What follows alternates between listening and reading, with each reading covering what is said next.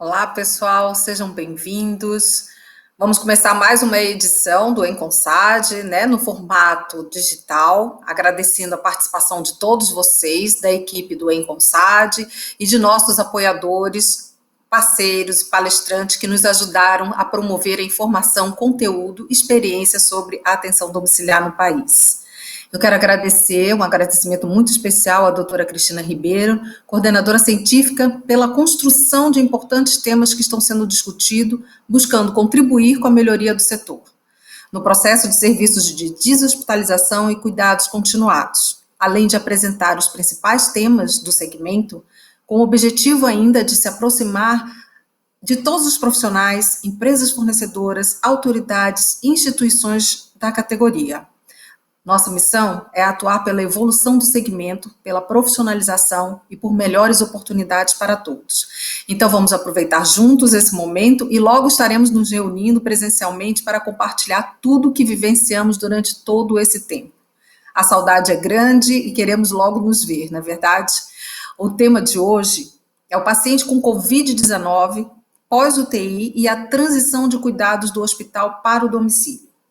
Será coordenado pelo nosso convidado, Dr. Eduardo Dias, que fará a introdução ao tema e conduzirá o debate com os nossos convidados. Eu gostaria de agradecer a todos, Dr. Eduardo Dias, aos nossos convidados Ronaldo Pereira, Carlos Chiesa, Fábio Modesto e Patrícia Silveira.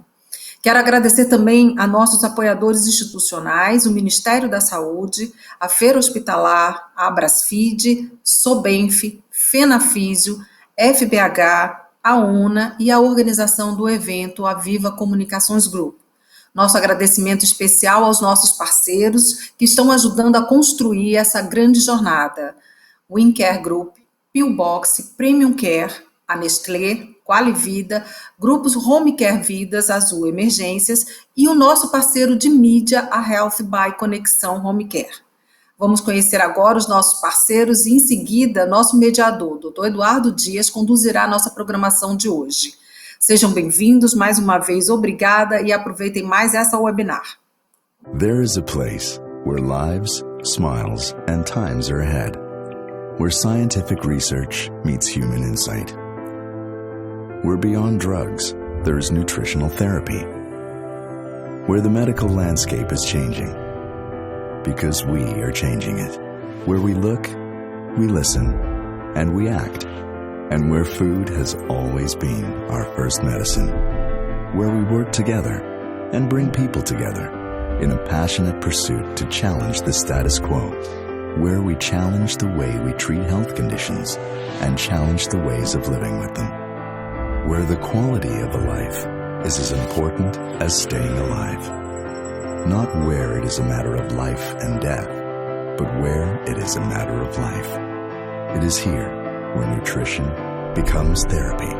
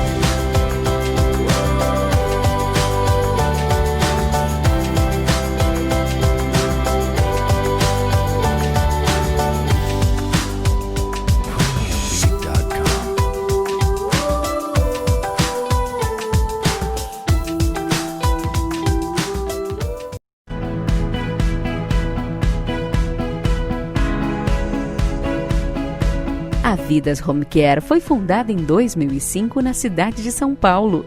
Hoje é uma das empresas mais reconhecidas no segmento, com unidades em Salvador, Belo Horizonte, Santos e Campinas. Mantém contratos com mais de 50 operadoras de saúde e realiza mais de 45 mil atendimentos por mês. Estamos expandindo o nosso trabalho para outras regiões do país, sempre focados na qualidade, capilaridade do atendimento e agilidade. A Vidas Home Care integra o Grupo Vidas, formado atualmente pelas unidades de Home Care, pela Azul Emergências Médicas e pelo COAT, Centro Oncológico Alto do Tietê. O Home Care promove, quando recomendado com ética, segurança e transparência, qualidade, humanização e conforto. Essa modalidade não é mais uma alternativa de serviços, e sim uma realidade presente na vida e na saúde de todos nós. Vidas Home Care. Pode contar com a gente.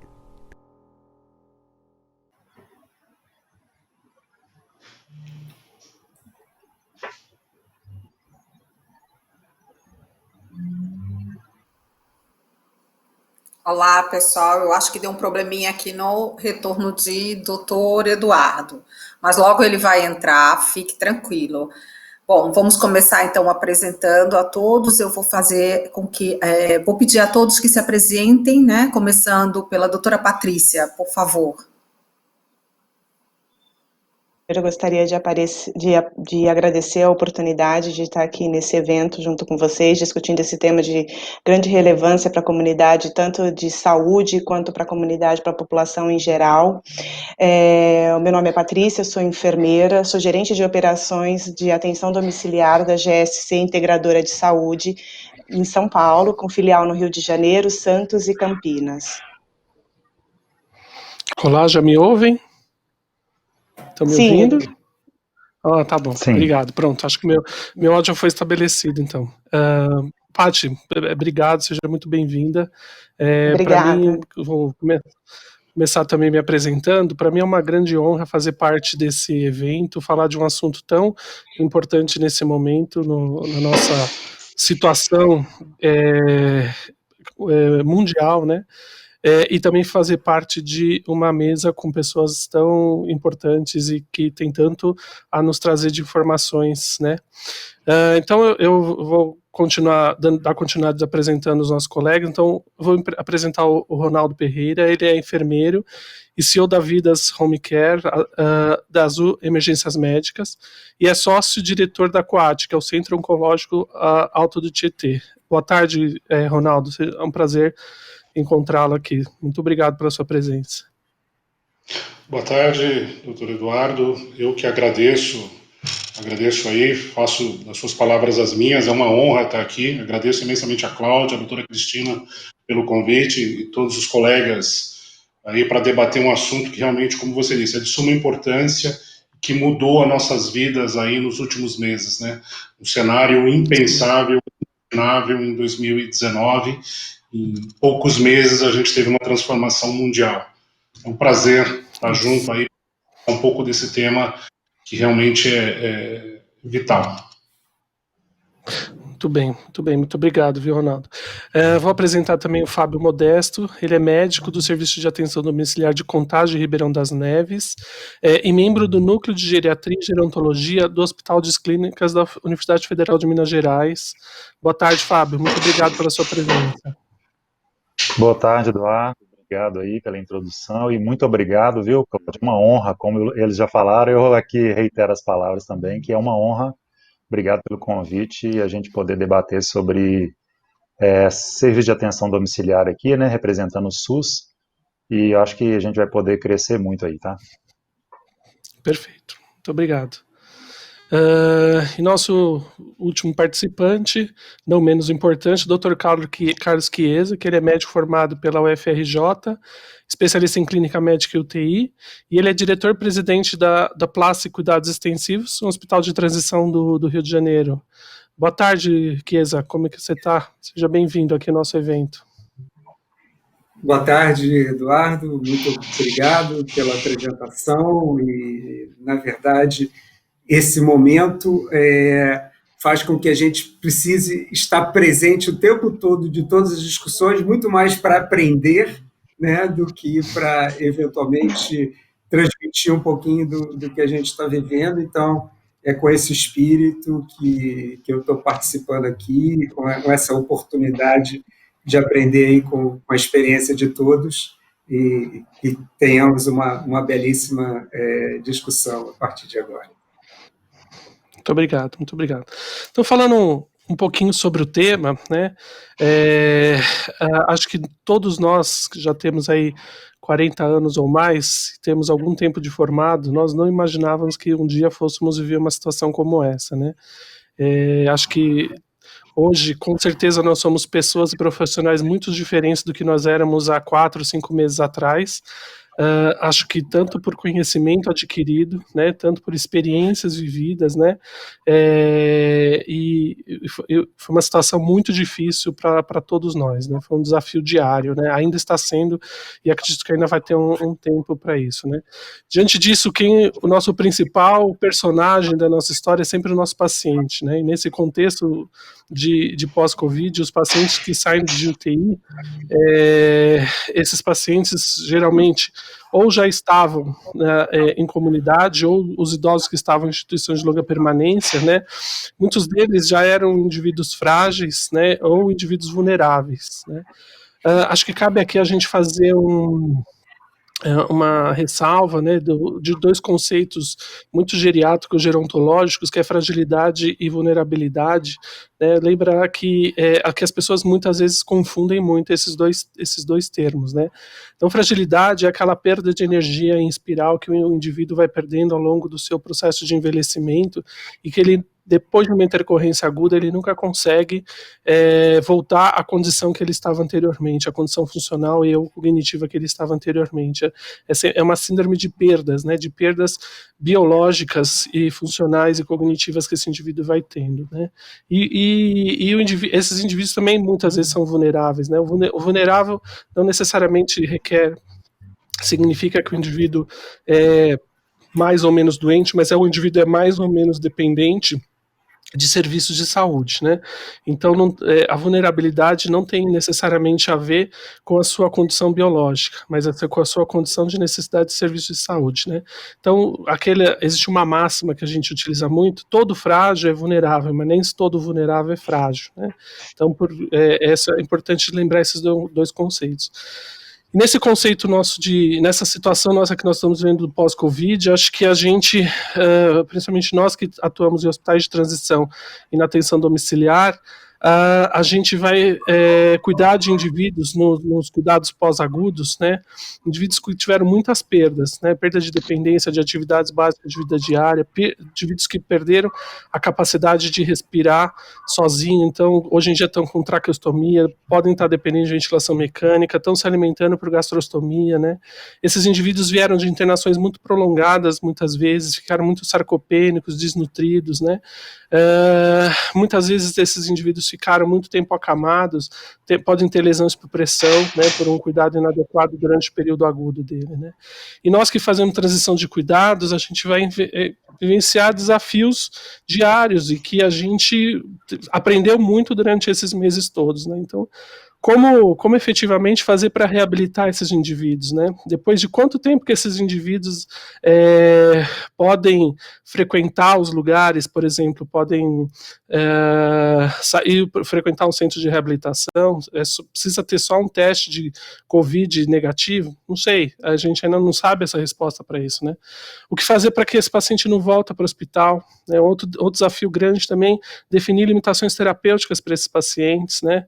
E também prevenir infecções naqueles que nós já cuidávamos anteriormente, né, para que esses indivíduos não contraiam o vírus, né.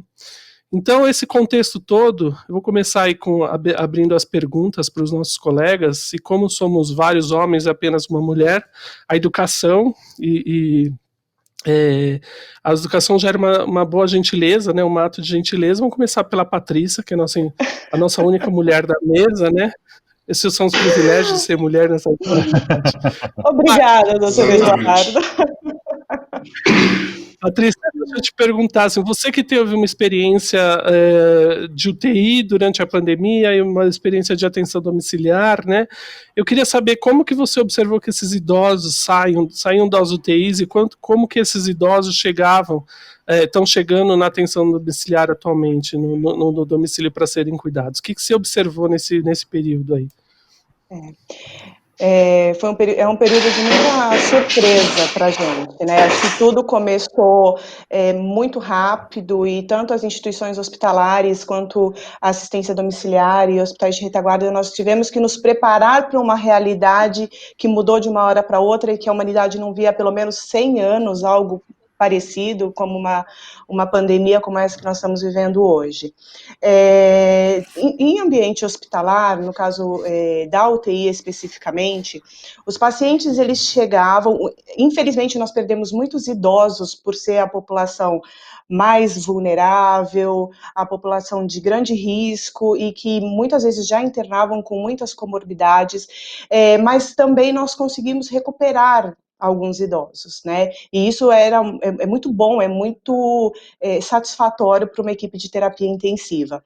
Esses idosos, eles chegavam já numa condição muito ruim, muito grave, ficavam em ventilação mecânica, com tempo médio de permanência em terapia intensiva muito alto, utilizando recursos com suporte avançado de vida, com hemodiálise, e pelo imobilismo adquiriram muitas lesões de pele, e aí são situações que você não consegue recuperar totalmente no ambiente hospitalar, né? Então, os pacientes que nós recebemos hoje na atenção domiciliar são pacientes, na sua grande maioria, pós-Covid, idosos, ainda com algum comprometimento pulmonar que não foi possível recuperar em ambiente hospitalar. Então, são pacientes com indicação de fisioterapia respiratória, fisioterapia motora, indicações de curativos, de continuidade de curativo para a gente recuperar essas lesões, essa pele, né, que foi tão prejudicada durante a internação hospitalar.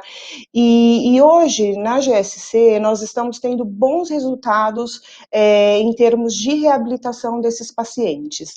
Então, nós estruturamos uma terapia, né, com equipe multidisciplinar, com médicos, fisioterapeutas, nutricionista, fono, enfermagem, enfim, e cada membro da equipe multiprofissional participa deste cuidado, é um cuidado que ele é coordenado, e nós conseguimos recuperar esses pacientes em torno de 30 dias, a gente teve muitos bons resultados, nós conseguimos desmamar tempo de terapias, e estamos aí conseguindo devolver esses pacientes para a sociedade numa condição melhor, né? É claro que a gente ainda vive um momento de muita indefinição, porque conhecemos muito pouco a respeito dessa doença e do que vai acontecer daqui para frente. E na contrapartida também, acho que a atenção domiciliar, ela até se preparou para uma demanda e que no fundo acabou não se consolidando em termos de volume de paciente, e algo que a gente vem discutindo bastante. Os pacientes que vieram para atenção domiciliar, sim, são os pacientes mais idosos. O que a gente observa é que os pacientes mais jovens, eles concluíram as suas terapias no ambiente hospitalar.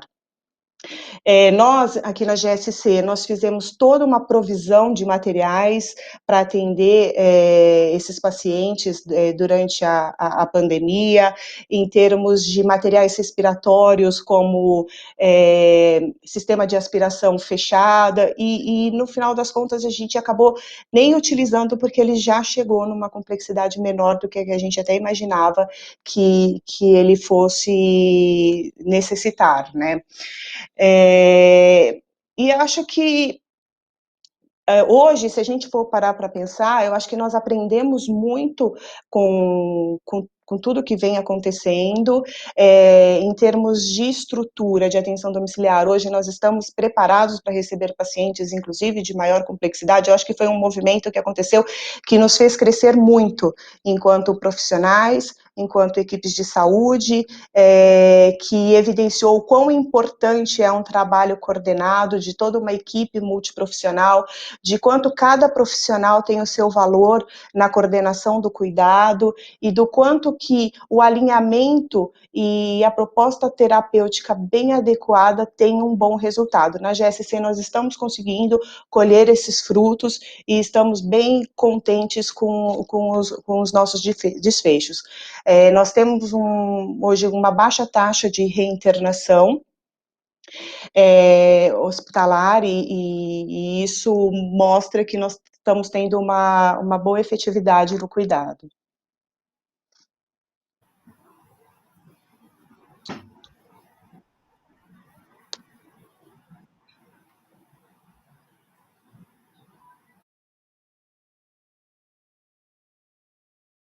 Vamos pedir uma outra informação importante. Como foi para fazer a captação de profissional? Porque a gente tem visto a dificuldade de conseguir profissional hoje para atender no domicílio. Como é que a senhora pode nos dar a sua visão em relação a isso?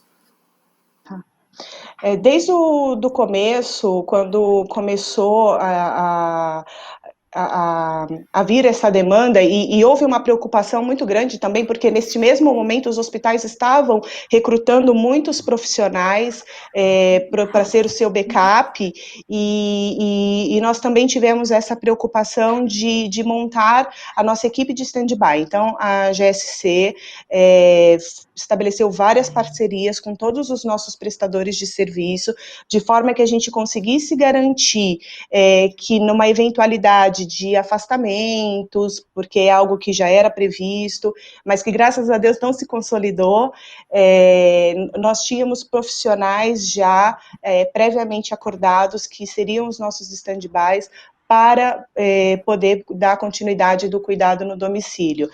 No começo da pandemia, nós tivemos muitas resistências, inclusive dos próprios profissionais, por medo, por receio, por não entender como poderiam manejar este paciente no domicílio, mas nós capacitamos, nós treinamos, nós contamos muito com a ajuda dos nossos parceiros, dos gestores, né, das empresas que nos apoiam e que nos fornecem esses profissionais, e nós conseguimos, sim, garantir que os nossos pacientes tivessem a continuidade do atendimento. Tivemos baixíssimos furos de escala, graças a Deus, porque era algo que a gente tinha bastante receio que pudesse acontecer, mas foi todo um trabalho coordenado que nós fizemos e que teve um bom resultado, e não tivemos muitos problemas com esse planejamento todo que foi feito.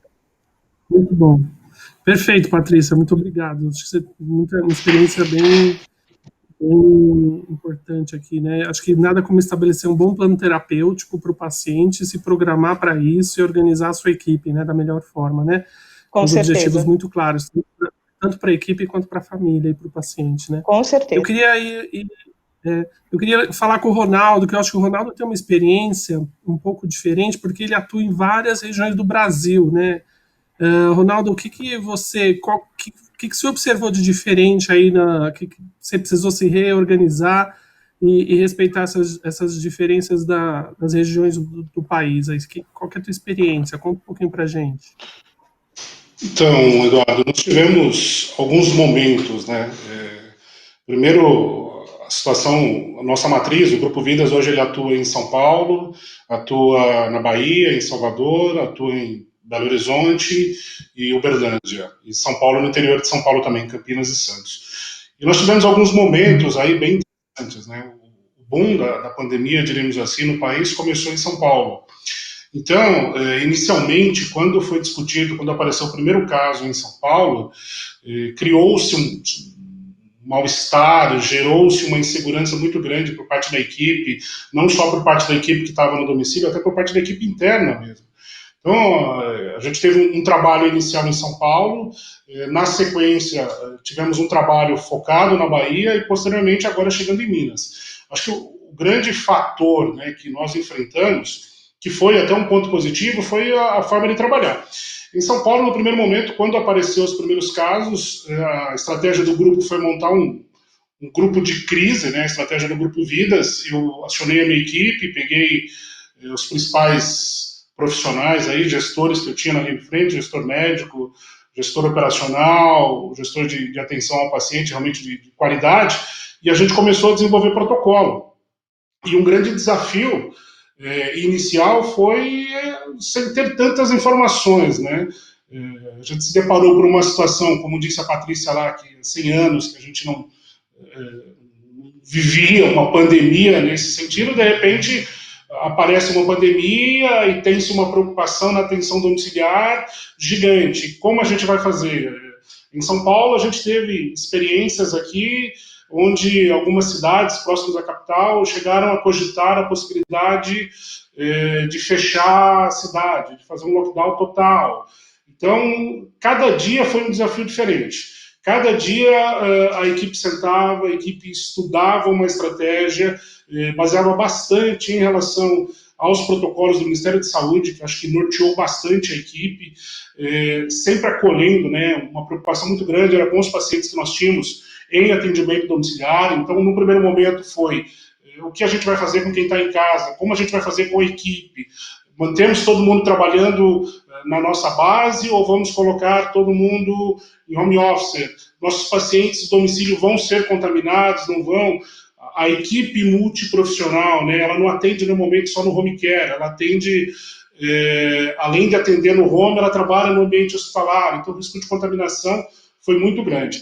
Então esse desafio inicial de todas as questões, ele começou com onde a equipe realmente procurou afinco aí, buscar material nacional, material internacional, para entender o que estava sendo feito, como as instituições, até de fora do país, aí estavam trabalhando com situações parecidas. Nós conseguimos rapidamente montar uma estrutura aqui em São Paulo para atender a capital e até no interior, apesar do interior não ter tantos casos na parte inicial, e onde a gente formou as equipes, formou backup, definimos que a equipe toda a nossa ia continuar trabalhando efetivamente na nossa base, a gente não ia colocar só realmente os profissionais de grupo de risco iam para o domicílio, né, não iam continuar trabalhando na base central efetivamente. Então o trabalho foi muito focado nisso, em cima realmente de protocolos e trabalhando dia a dia. Saindo de São Paulo, a gente começou a ter uma incidência maior de casos na Bahia, e aí entrou, além desses desafios, né, iniciais, né, que eu falei, da equipe multi, da equipe que fica na base, da equipe administrativa, a gente teve algumas dificuldades de principalmente o Grupo Vidas, ele tem uma capilaridade muito grande de atendimento. Então a gente não fica muito restrito somente às capitais, a gente atende no interior também, em cidades muitas vezes de 10, 15, até 8 mil habitantes. Então, na Bahia, nós tivemos um pouco de dificuldade em alguns locais, né, dificuldade da equipe de levar a informação, de levar os protocolos, de colocar realmente às claras o que estava acontecendo. Fica tranquilo, estamos seguindo afinco o que o Ministério da Saúde está falando, vamos fazer de tudo para que não tenha risco de contaminação para o paciente que está no domicílio, e até preparando a equipe para possíveis casos aí que estavam chegando, né, que viriam. Nossa expectativa também era de ter um volume, falando do paciente de UTI, né, que viria para o domicílio, de transição, era de ter um volume de pacientes de uma complexidade até maior. Então, os protocolos iniciais, no primeiro momento em São Paulo, também foram definidos, as diretrizes que saíram daqui, para que a gente recebesse pacientes de um grau de complexidade alta, as equipes foram preparadas, um desafio na busca de EPI, preparamos toda a estrutura para receber esses pacientes, e isso não aconteceu realmente como a gente imaginava. Saindo da Bahia, a gente está vivendo uma situação agora muito parecida, né? Então acho que foi até positivo se olhar que a pandemia acabou caminhando de uma forma, como eu posso dizer, de uma forma mais lenta em alguns locais. Nós estamos tendo em Minas agora uma situação muito parecida do que a gente viveu em São Paulo e viveu na Bahia já, principalmente no interior de Minas. Tem uma inserção de novos casos no domicílio, mas uma inserção de pacientes com um cuidado não tão complexo, são pacientes que vêm para uma reabilitação de fisioterapia, pacientes às vezes que estão em vigência de antibiótico no hospital, e a gente leva para o domicílio para esse término de antibiótico. E o desafio maior realmente foi colocar os protocolos em práticas, entendeu? Mostrar para a segurança para a nossa equipe, garantir a segurança da equipe, que realmente eles estavam acolhidos, que eles estavam seguros da forma, seguindo à risca os protocolos que a gente tinha colocado, seguindo à risca o que a gente tinha feito, e para garantir realmente um atendimento de qualidade. Então a gente conseguiu, mas o que eu te digo hoje que o maior desafio foi realmente a informação, a chegada de informação e muitas vezes a chegada de uma informação distorcida.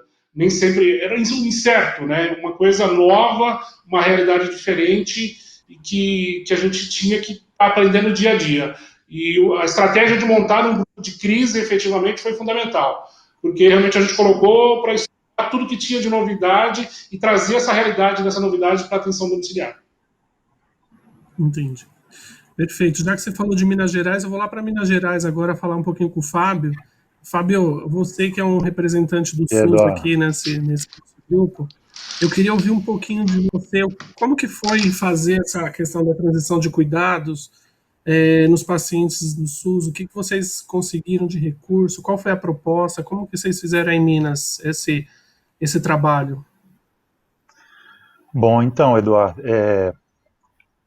engraçado que a gente vai ouvindo um, ouvindo o outro, independente se é SUS, né, ou se é iniciativa privada ou saúde suplementar, e a gente vê que os desafios, as dificuldades, né, a ansiedade dos profissionais, é tudo a mesma coisa, né? Eu tenho conversado desde o início da pandemia com várias equipes de saúde de atenção domiciliar, serviço de atenção domiciliar, e aí médico, enfermeiro, fisioterapeuta, e eu converso com muita gente no Brasil inteiro.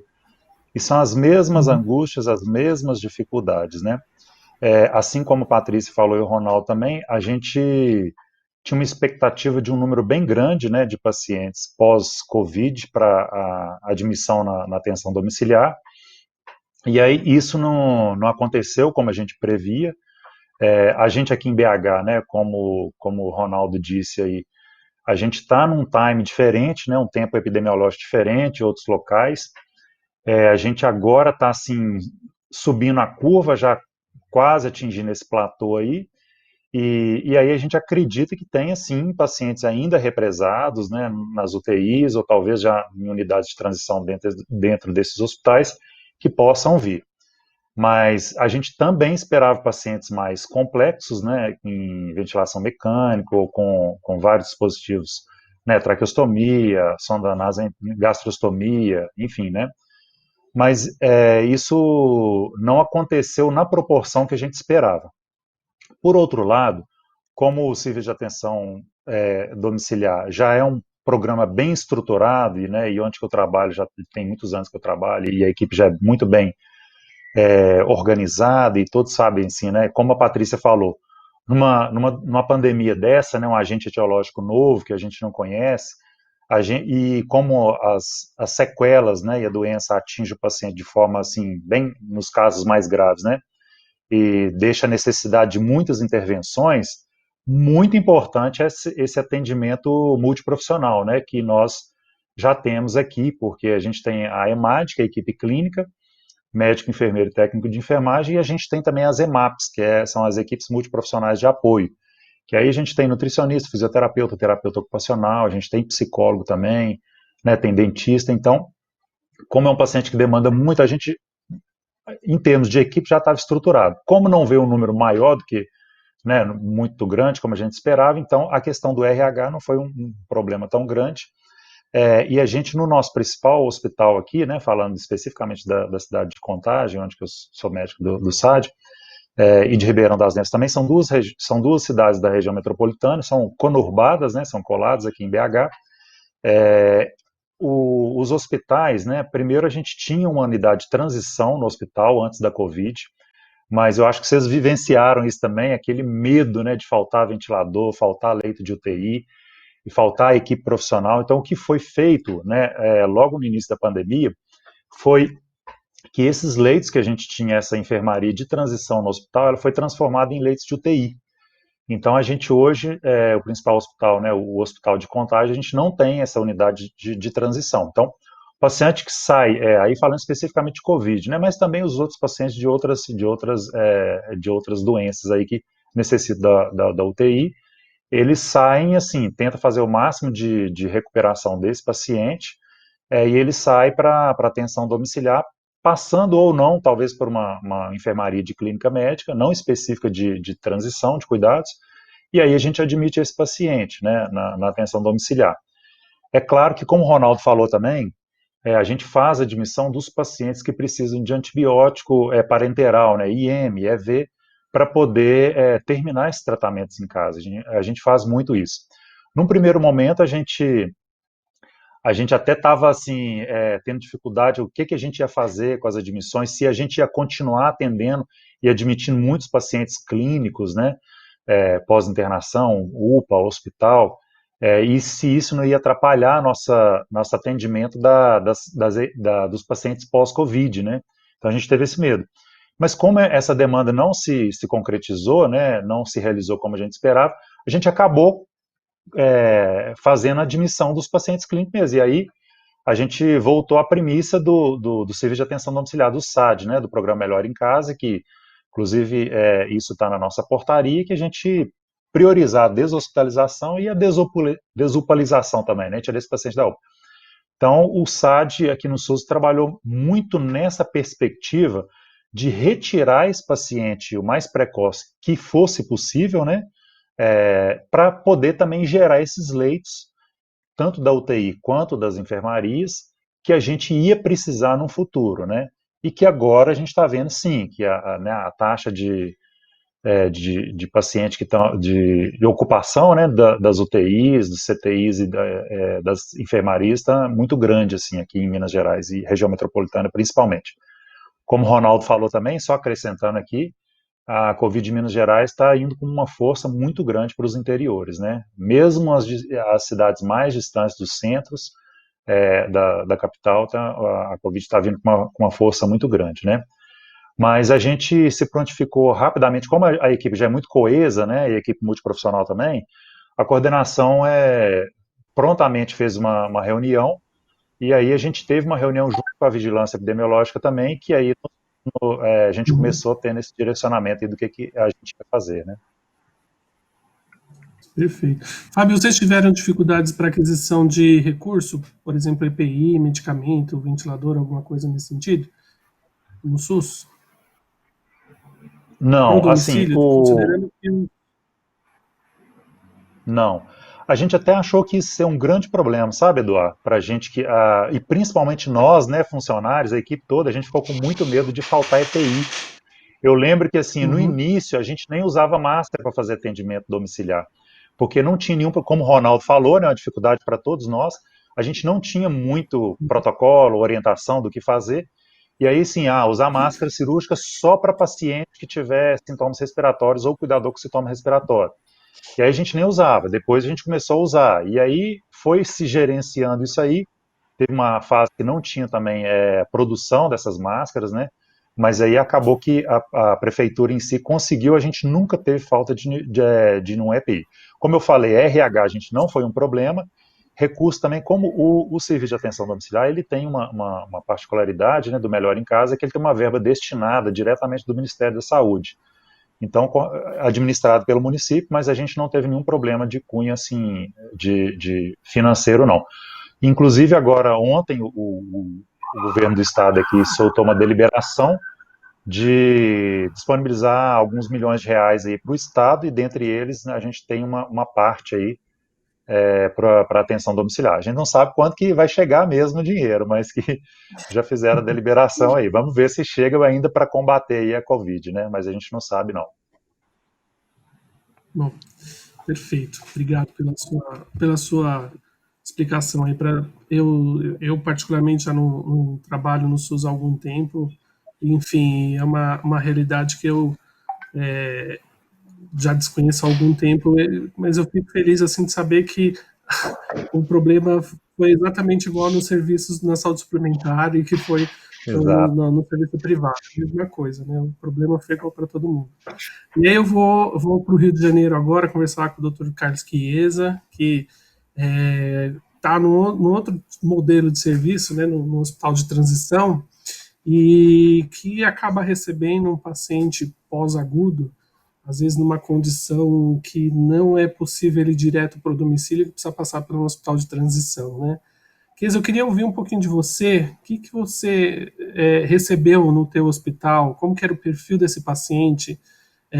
Efetivamente, o que foi fator dificultador para que esse paciente saísse do hospital e fosse direto para casa e precisasse passar por um período aí no PLACE, no hospital de transição? Perfeito. A gente não tem uma casuística muito grande para poder afirmar, né, conclusivamente determinados perfis, determinados padrões. Mas a gente vai apresentar um pouquinho do que foi o nosso dia a dia, a nossa vivência nesse período, e para permitir fazer algumas considerações que, mais à frente, com um quantitativo maior, ou juntando a experiência de vários grupos, a gente consiga, talvez, ter respostas mais definitivas. Mas o fato é que, nesse período de abril até agora, a gente recebeu 29 pacientes em recuperação pós-Covid, de um total de 88 pacientes admitidos no período, ou seja, 1/3 exatamente de todos os pacientes admitidos tiveram, por indicação, a recuperação pós-Covid. O que chama a atenção é que, obviamente, grande parte, né, de pacientes idosos, idade média de 70 anos, mas a gente tem pacientes de 36 a 97 anos nesse período, né, nesse grupo, 11 pacientes acima de 80. Então, a gente tem realmente pacientes idosos com um tempo médio de permanência hospitalar no hospital agudo de 42 dias. Então, vocês podem imaginar o grau de perda funcional desses pacientes numa internação prolongada, especialmente se a gente está falando de uma população mais idosa. E até se a gente olhar publicações de fora, o tempo médio de permanência hospitalar desses pacientes é muito menor, até porque a cultura de deshospitalização está bem mais estabelecida, e se usa muito os modelos de cuidado pós-agudos para que o fluxo de atendimento possa fluir, possam existir vagas, leitos críticos, né, e leitos agudos disponíveis para os pacientes mais graves, e o paciente cumprir um caminho conforme a sua gravidade, complexidade e necessidade de atenção. Então, os modelos de unidade de cuidados pós-agudos, sejam para reabilitação, seja para recuperação, readequação de cuidados, estão mais estabelecidos e, possivelmente, é por isso que os índices publicados de permanência hospitalar lá fora são bem menores do que esses que, pelo menos, eu aqui estou experimentando nessa curta casuística aí de 29 pacientes. Tá? O que é interessante da gente observar é que a metade desses pacientes eram pacientes previamente saudáveis. Tá? Se a gente olhar o estado funcional, o performance status desses pacientes, eram performance status acima de 80, e que, de repente, se viram subitamente acometidos de uma doença com alto grau de limitação, a ponto que o Barthel médio de entrada desses nossos pacientes é de 19, ou seja, pacientes totalmente dependentes. Então, é uma doença que tem um índice elevado de mortalidade. Talvez o que a gente esteja estranhando é que, de não receber pacientes com esse perfil de dependência, com pacientes em ventilação mecânica, por exemplo, nenhum desses 29 pacientes admitidos estava em ventilação mecânica.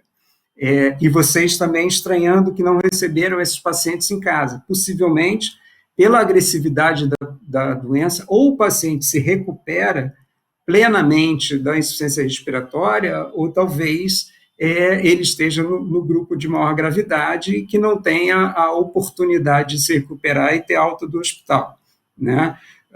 Nós também não tivemos essa experiência, recebemos alguns pacientes, 1/4 dos pacientes ainda vieram com traqueostomia, tem muitos pacientes que sequer foram traqueostomizados, saíram da insuficiência respiratória, foram extubados e chegam para a gente em ventilação espontânea, com baixa dependência de oxigênio, ou, eventualmente, já decanulados, mesmo aqueles que foram traqueostomizados, que tiveram um tempo de permanência hospitalar maior, já tem chegado a gente decanulado, o que mostra também um outro aspecto dessa doença, por ser tão abrupta, aguda, e a gente ainda está aprendendo, existe também muita insegurança no desmame, né, na deshospitalização precoce desse paciente de uma estrutura de alta complexidade, e talvez por isso a gente experimente um tempo de permanência hospitalar mais prolongado, com esses pacientes ficando no hospital por um tempo maior, por uma condição de segurança, manutenção em unidades semi-intensivas, um monitoramento mais prolongado e que chega, inclusive, ao próprio processo de decanulação. O que a gente observa também do perfil desse paciente para ver o quanto que essa doença é agressiva e traduz nesse comprometimento acentuado de perda funcional, é que 70% dos pacientes apresentavam perda de peso, e que variou de 6% a 20% do peso usual. Isso aí implica necessariamente em perda de massa magra e, obviamente, em perda funcional. Então, esse talvez seja o indicador mais marcante que a gente tenha percebido, o grau de perda de peso com comprometimento funcional. O segundo fator, praticamente todos vocês comentaram, mas que chama muita atenção, 55% dos pacientes, ou seja, 16 pacientes, chegaram com lesão por pressão, algumas lesões múltiplas, profundas e graves, né? Então, são pacientes que não só desnutriram pela doença aguda, como ficaram muito graves, não puderam, talvez, ser manejados adequadamente, a gente sabe de toda a dificuldade até do manejo ventilatório, e chegam, então, com esse grau de comprometimento, né? Então, é uma doença que pega desde da pessoa saudável até a pessoa interessante. A gente recebeu 1/4 desses pacientes era residente de instituição de longa permanência, e desses pacientes que vieram de domicílio, 7 pacientes estavam em algum programa de atenção domiciliar. Então, pacientes ou em ID ou em AD também precisaram ser internados e depois vieram para o período de recuperação política, né? Então, é uma doença de um espectro muito amplo, que tem como característica maior a perda funcional ou o agravamento, né, daqueles que já tinham alguma perda funcional e que acabam precisando de um programa mais complexo de acompanhamento numa unidade de transição. Interessante é que desses 29 pacientes, a gente já teve a oportunidade de dar alta em 12 deles, ou seja, 40% desses pacientes, e tiveram um tempo médio de permanência conosco de 19 dias. Sendo que desses 12, a gente teve 3 óbitos, e aí tem também uma característica da doença que eu também vinha conversando com aqueles que vêm cuidando dos pacientes agudos. Foram mortes súbitas, inesperadas, pacientes já com alta marcada, alguns dormindo, e vários intensivistas contam isso em pacientes já estubados no CTI, pré-alta, e outros no quarto. Então, é uma doença que tem também um componente de complicação trombótica aguda, possivelmente, ou arritmia, apesar desses pacientes estarem com prevenção, né, de anticoagulados, esses casos nossos, a gente foi até rever, todos estavam anticoagulados e apresentam isso. Então, a gente não consegue saber se foi um evento trombótico agudo catastrófico ou uma arritmia cardíaca, porque a gente tem diversos relatos, né, também de miocardites e alterações elétricas miocárdicas. Mas é bastante interessante perceber que é um paciente com esse componente clínico, né, de grande perda funcional, mas também um componente de grande insegurança do paciente e da família, ou seja, uma desestruturação psíquica, emocional muito grande e que requer toda essa abordagem da equipe multidisciplinar. Muito bom, Chiesa, muito, muito bom. Essa experiência é ímpar por conta de que, primeiro, que o Rio de Janeiro teve um cenário que foi caótico no início e agora as coisas já estão numa situação um pouco melhor, né? Talvez por conta da população que se imunizou mais rapidamente, talvez, do que de outras cidades, outras capitais, né? E essa questão de ter tido pacientes que estavam melhorando, estavam numa curva de melhora e ter morte súbita, eu também tive casos assim também na minha prática clínica diária, né? Eu queria voltar lá para a Paty de novo, Patrícia. Deixa eu te perguntar, você que está lá na atenção domiciliar, né? E aí, quando a gente cuida do paciente no domicílio, a gente acaba cuidando às vezes de um binômio que é paciente versus família, né? E aí, eu queria saber um pouquinho de você, o que vocês enfrentaram de problemas com as famílias que já estavam em atendimento domiciliar antes da pandemia e o que teve de reação dessas famílias com o surgimento da pandemia? Que problemas que vocês enfrentaram? Esse foi um fato bem interessante, né? Só para vocês terem uma ideia em termos de números, nós temos uma central de urgências aqui na GSC. Essa central de urgências, ela tinha uma média de 4.500 atendimentos mês. Assim que começou a pandemia, isso pulou para 12.000 atendimentos. Tamanho a insegurança, a ansiedade da família, muitas vezes dos pacientes, e que, né, ligavam e muitas vezes com algum tipo de sintoma, um sintoma gripal que era confundido com Covid, que aconteceu bastante. Mas graças a Deus a gente conseguiu manter pelo menos 95% em casa, porque não era uma evolução da doença em si. Mas a gente precisou, assim, de orientar muito, né? Então, toda a nossa equipe, as nossas cases, são as enfermeiras que fazem o gerenciamento dos casos, manter um contato muito próximo com esses familiares, passar a instrução da forma correta, porque no começo e até hoje, né, nós vemos muitas notícias e orientações que são distorcidas, as famosas fake news, e que as pessoas assumem isso como uma verdade e muitas vezes pedem para que a gente acabe fazendo aquilo que não é o correto.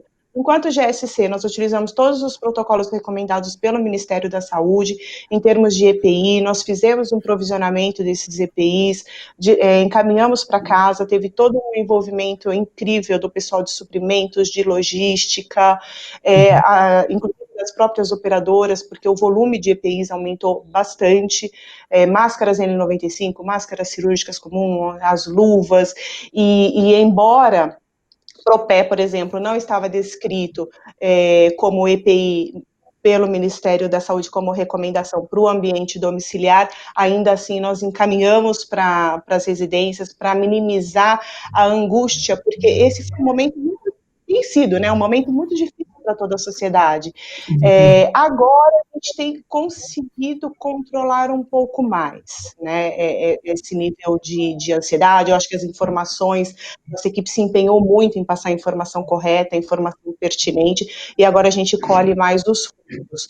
No começo também nós tivemos, por conta desse medo da infecção e dos profissionais que iam para casa, um alto número de solicitações de suspensão de atendimentos, principalmente de fisioterapia e de fonoaudiologia, Nós ficamos em torno de um mês e meio, acho que talvez abril, maio e meados de junho, com muitos atendimentos suspensos, mas essas terapias agora já estão retornando. Nós temos entrado em contato com os familiares, inclusive explicando que não é a melhor alternativa suspender um tratamento que é fundamental para o nosso paciente, que muitas vezes ele é acamado, ele é muito acometido e que faz todo sentido e ele tem toda a necessidade de manter essa terapia no ambiente domiciliar. Então, todas essas ações coordenadas de toda a equipe, em contato direto com os familiares, isso foi amenizando esse nível de ansiedade e hoje a gente consegue trabalhar com uma maior tranquilidade e garantindo a qualidade e a segurança do tratamento no ambiente domiciliar. Eu acho que esse foi o nosso maior desafio, o desencontro de informações e aquilo que as pessoas julgavam como fundamentais e que, na verdade, eram muito além do que, de fato, a gente precisava por falta de informação incorreta.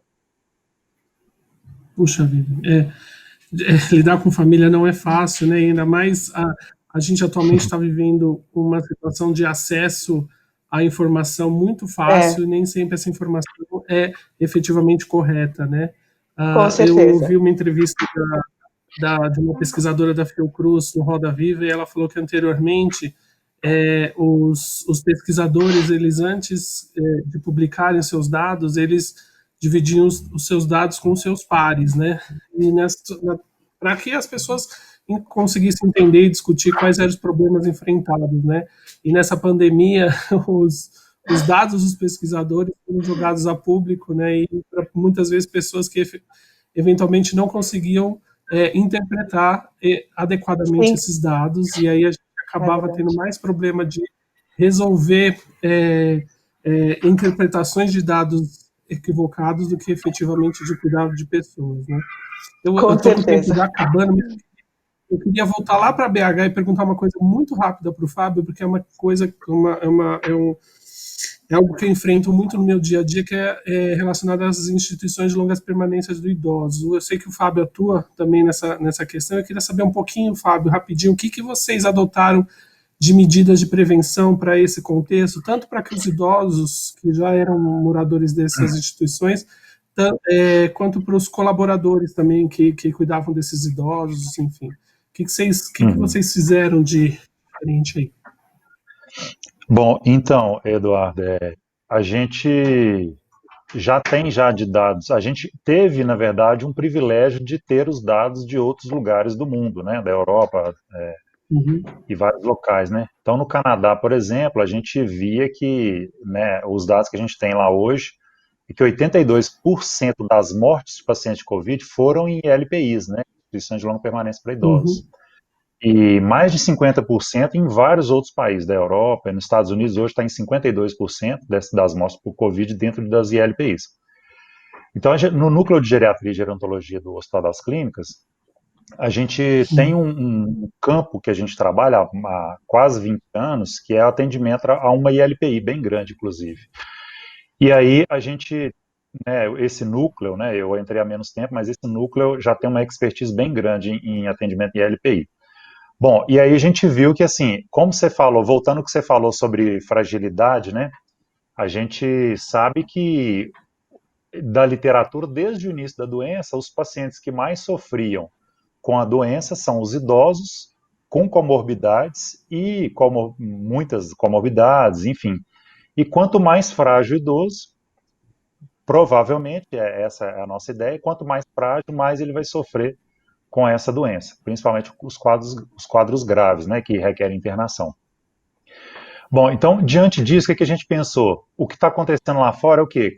Obviamente, né, os cuidadores, profissionais que trabalham, geralmente não trabalham só em um local, então ele pode ser ali o veículo, na verdade, a literatura já mostrou isso, que o vírus entra não é pelo familiar, enfim, é pelo profissional da saúde mesmo.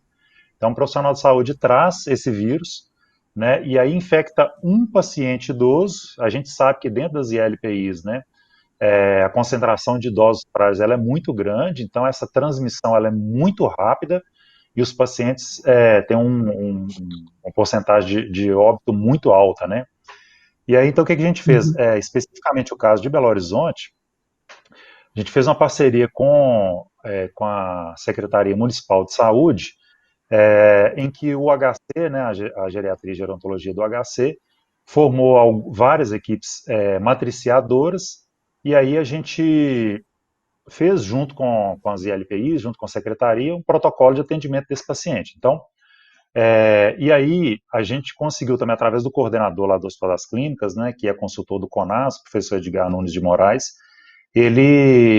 como ele é consultor do CONAS, eles tiveram conversa também no Ministério, o Ministério até soltou nota também que esse paciente idoso de ILPI, já vendo todos esses dados do exterior, ele com sintomas de Covid, ele não deve ficar na ILPI, ele deve ir para uma unidade de internação que atenda casos de Covid, né? E aí o município teria que se organizar para isso, ou, na pior das hipóteses, ele poderia, se não tivesse outra solução, esse paciente idoso ficar independente de teste, tá? Mas só o caso suspeito, ele deve ficar isolado dentro da ILPI. Mas mesmo assim, o Ministério ele coloca na nota que tem uns critérios para que a ILPI esteja autorizada para poder isolar esse paciente, porque a gente sabe também que essas instituições, a estrutura física, a quantidade de funcionários, geralmente não é adequado para poder fazer isolamento desses pacientes. Então, o ideal seria realmente levar para uma instituição.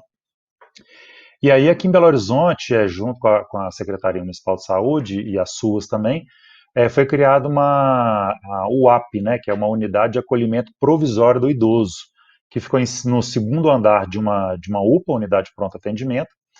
E aí, o que a gente fez? A gente cadastrou todas não, são 93 a todos os ILPs de BH.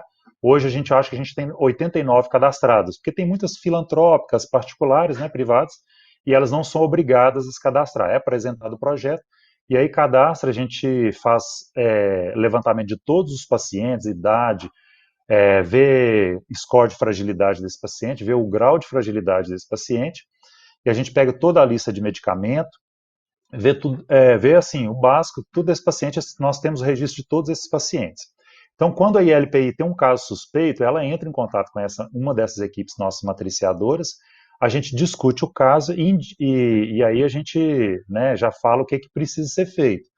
Né, esse paciente, por exemplo, com sintomas, ele deve ser deslocado para essa UAP. Às vezes, né, a gente tem paciente também que tem plano de saúde, então a família decide, ele vai para um local preferencialmente isolado, para esse hospital que está relacionado, que atende o plano de saúde dele. Isso já aconteceu também.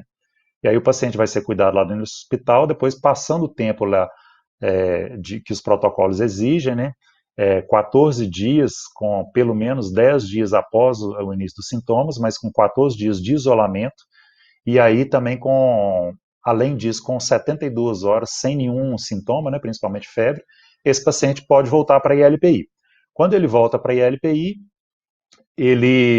primeira coisa que ele faz, passa direto para o banheiro, toma um bom banho, né, para evitar aí qualquer tipo de contaminação também trazido do hospital, e aí ele vai para o seu quarto ou para a sua enfermaria que ele tiver, e aí a gente não faz assim, não deixa ele isolado depois que ele já passou disso, mas idealmente, não acontece em todos os casos, a gente não consegue cercar tudo isso, tem plano de saúde, tem tudo, a gente faz a testagem desses pacientes. Algumas ILPIs, elas fazem, aí o primeiro paciente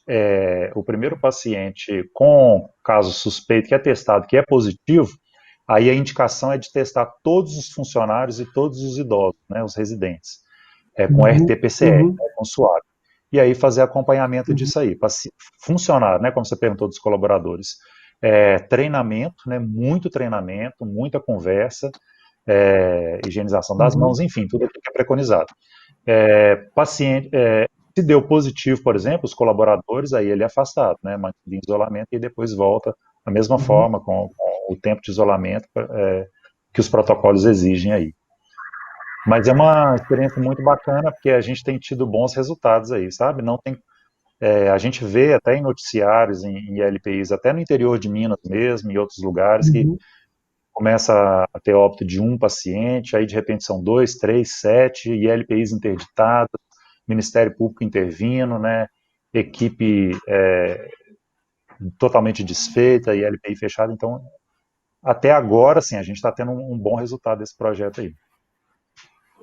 Perfeito, muito bom, muito bom. Obrigado, viu, Fábio? Gente, eu estou com o tempo acabando, mas eu queria fazer mais uma pergunta muito rápida, assim. Ronaldo, eu queria saber de você se você precisou fazer algum protocolo diferente para São Paulo, que é diferente de outros lugares, e se você teve dificuldade de enfrentamento diferente das equipes nos diferentes lugares. Como que foi isso para você? Então, Eduardo, os protocolos, eles seguiram o padrão do Ministério da Saúde, né? Como eu te disse, como a gente começou com uma incidência maior de casos aqui em São Paulo, e a minha matriz está em São Paulo, então o grupo de crise foi montado em São Paulo, e aqui a gente definiu os protocolos. Mas teve, sim, algumas divergências. Quando a gente sai do estado e vai, você tem algumas questões regionais que você tem que respeitar. Aí, qual foi a estratégia, né? A estratégia foi envolver alguém do estado. Então a gente pegou um agente multiplicador em Minas, um agente multiplicador na Bahia, trouxe essa pessoa para a realidade do que a gente estava fazendo. Então foi mais uma questão realmente de orientação e treinamento, né? Então a gente mostrava para o profissional, olha, você tem uma questão regional aqui que é diferente da forma de trabalhar de São Paulo. Mas por que nós estamos seguindo? Porque o Ministério da Saúde, com estudos científicos, até fora do país, mostra que esse é a melhor forma de se conduzir, a melhor forma de se tratar. Então, acho que o grande segredo, né, e realmente o que a gente conseguiu minimizar isso, foi envolvendo o gestor local, no caso o gestor Bahia, o gestor Minas, explicando o que estava sendo feito, inclusive até com vídeos. Então a gente gravava em alguns momentos aqui, a gente tinha uma maneira, vou te dar um exemplo, a maneira de usar um respirador que nós estávamos usando aqui em São Paulo para transportar a ambulância, tinha uma diferença, porque a equipe da Bahia, vou citar a Bahia, mas a gente teve outra situação semelhante em outros locais, Minas, enfim, até no Rio, onde a gente também tem alguns casos. Eles tinham uma questão regional, que o respirador era diferente, aí entra a questão das fake news, que tinha alguém da equipe que trabalhava numa instituição que tinha um protocolo que estava sendo seguido, que muitas vezes não era do Ministério da Saúde. Então foi realmente envolvendo e mostrando cientificamente o que estava acontecendo, o que estava sendo feito. Nós tivemos também um grupo, né, o Núcleo de Atenção às Empresas, ele montou um grupo onde teve uma reunião semanal aí com todas as empresas de atenção domiciliar do Brasil, tinha um volume muito grande, então tinha uma troca muito grande de informação. O grande segredo realmente foi treinar e envolver essas pessoas e justificar. Por que eu estou fazendo dessa forma? Não é uma questão empírica, é porque realmente tem um embasamento científico. Perfeito, muito bom. Lidar com as diferenças, ainda mais numa situação de estresse como nós estamos vivenciando, é muito difícil, né? As pessoas acabam muitas vezes, eu sempre fiz assim, só que agora eu vou ter que fazer diferente. Fazer diferente às vezes é muito difícil, né? Eu vou fazer a última pergunta, eu vou lá para o Chiesa, que está lá no Rio de Janeiro. Chiesa, eu queria só ouvir rapidinho de você, o que você está enfrentando de dificuldade no contexto atual para que o paciente que hoje passa pelo seu hospital de transição, para que ele volte para o domicílio? Que dificuldade você está tendo, seja com família, seja com operadora de saúde, seja de recurso? O que você está enfrentando dificuldade hoje?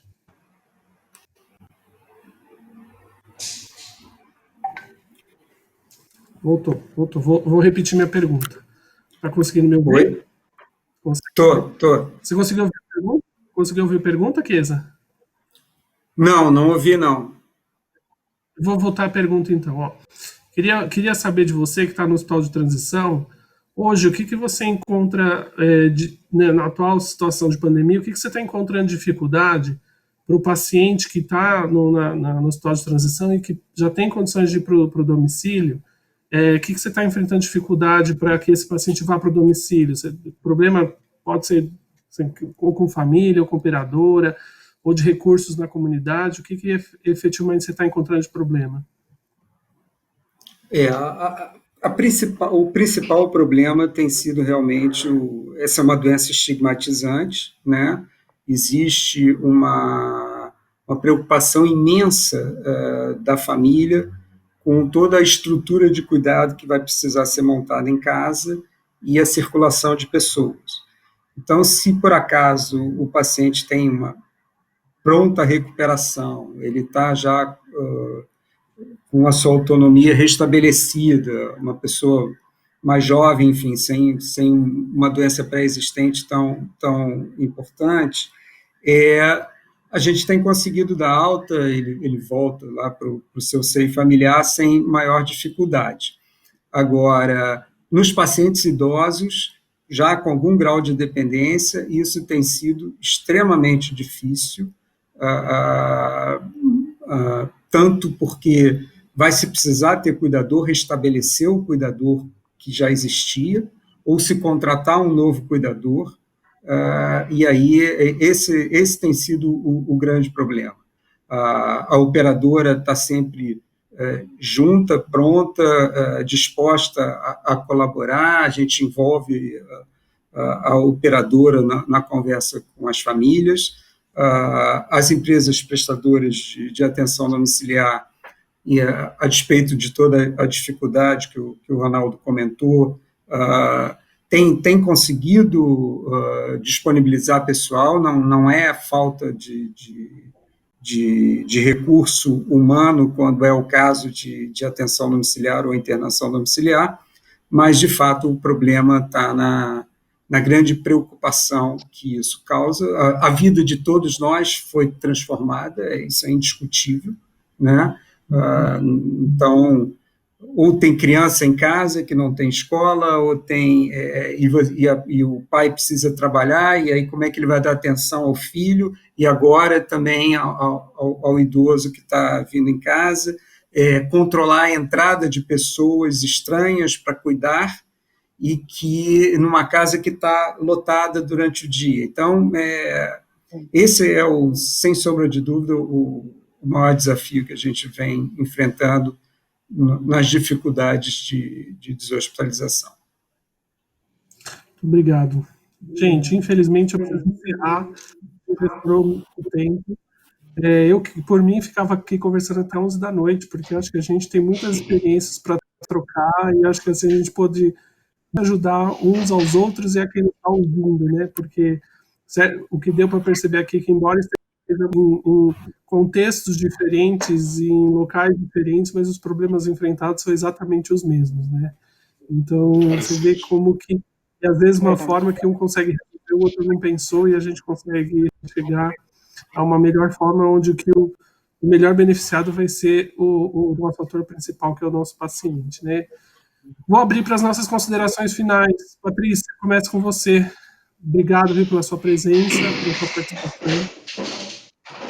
Eu que agradeço, Eduardo, e a doutora Cris, e a Cláudia, o Enconsad, por essa oportunidade. Foi uma tarde, um momento, né, na verdade, uma hora muito rica, e, de fato, foi o que você falou, assim, os problemas da GSC é o mesmo problema do Vidas e do Serviço Público de Atenção Domiciliar e do Hospital de Transição, enfim, e estamos lidando com aquilo que a gente não sabe ainda qual que vai ser o desfecho. A gente espera que seja rápido, o melhor possível, mas ainda não sabemos, temos muito poucas evidências. Agradeço, fico muito feliz de ter participado desse momento. Obrigada. Muito obrigado, Patrícia. Ronaldo, obrigado, viu, pela sua participação. Abro aqui para as suas considerações finais. Eduardo e todos os participantes, Patrícia, Cláudia, eu que gostaria de agradecer, foi um prazer, né? Como você disse, foi um momento ímpar realmente hoje à tarde, muito gostoso conversar e fazer essa troca do que está acontecendo, desse momento novo que a gente está vivendo aí, um momento que Deus queira que termine o quanto antes. Quero agradecer a Cláudia, a doutora Cristina, a toda a equipe também, por estar proporcionando essa discussão, que é de suma importância para o segmento, por estar fortalecendo o segmento, trazendo grandes gestores aí, grandes líderes, para a gente poder bater um papo realmente e falar de um assunto que é comum para todo, e é o que a Patrícia disse, o mesmo problema que ela tem, eu tenho, como as outras empresas têm. Realmente foi um prazer muito grande realmente estar aqui e poder participar desse momento tão agradável aí. Um abraço a todos. Obrigado. Isa, obrigado mais uma vez pela sua experiência. A gente às vezes bate papo, né? E a gente tem muita coisa para trocar de informação, porque a gente está atuando mais ou menos no mesmo nicho, né? Obrigado pela sua participação. Foi um grande prazer te ouvir hoje à tarde. Foi também uma oportunidade muito boa, agradeço. E, na verdade, mais do que isso, a mensagem final que eu queria passar é parabenizar o ENCOSAD pela iniciativa e mostrar de dar espaço para o Hospital de Transição poder mostrar um pouquinho do trabalho que ele vem fazendo e a gente, de fato, trabalhar na inserção desse modelo de transição institucionalizada dentro de um hospital especializado para isso, em todo o programa de cuidado. Então, a gente ainda tem um caminho longo para percorrer na melhor compreensão do Hospital de Cuidados Agudos sobre o modelo do Hospital de Transição, mas talvez tão longo ou mais ainda é a integração entre o cuidado de transição no Hospital de Transição e na atenção domiciliar. Eu acho que existem caminhos, canais, avenidas fundamentais para serem pavimentadas de ida e volta desse modelo. Eu acho que a integração desses dois segmentos pode gerar uma contribuição muito grande para o setor, tanto público quanto privado, né, em termos de uma maior eficiência nessa jornada do cuidado integrado de todos os segmentos. Perfeito. A questão da continuidade do cuidado, né? O paciente precisa de diferentes tipos de cuidados nos diferentes momentos da doença dele, né? Até tentar restabelecer ele a condição anteriormente, que ele estava anterior de adoecer, né? Esse é um desafio diário, né, de quem cuida de paciente crônico e paciente em cuidados pós-agudos, né? Fábio, muito obrigado pela tua participação. Sei que veio trazer uma experiência também diferente para nós aqui, mas que deu para observar que os problemas são os mesmos, independente de onde é o ambiente. Muito obrigado pela tua participação, viu?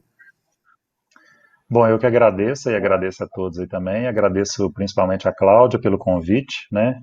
Como você falou, os problemas são iguais, né, em todos os locais, claro, com as suas particularidades, e achei muito legal o tema proposto, e principalmente sobre isso que o Kieva falou, né, da questão da unidade de transição, hospitais de transição.